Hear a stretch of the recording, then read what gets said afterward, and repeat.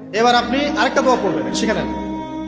আপনি পড়বেন লা ইলাহা ইল্লাল্লাহ ওয়াহদাহু লা শারীকা লাহু লাহুল মুলকু ওয়া লাহুল হামদ ওয়া হুয়া আলা কুল্লি শাইইন কাদির সুবহানাল্লাহ আলহামদুলিল্লাহ ওয়া লা ইলাহা ইল্লাল্লাহ ওয়াল্লাহু আকবার লা হাওলা ওয়া লা কুওয়াতা ইল্লা বিল্লাহ আল্লাহুম্মা ইগফিরলি। এটা পড়ার পরে হাত তুলে দোয়া করেন, যা দোয়া করবেন তাই পাবেন ইনশাআল্লাহ। জানতেন? জানতেন না?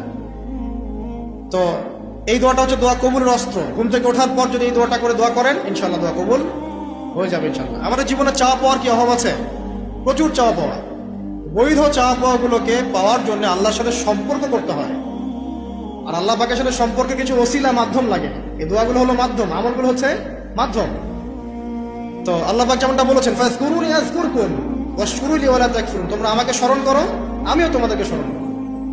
আল্লাহ পাক এভাবে বলেছেন, যখন একজন মানুষ মনে মনে আমাকে ডাকে আমিও মনে মনে ওকে স্মরণ করব।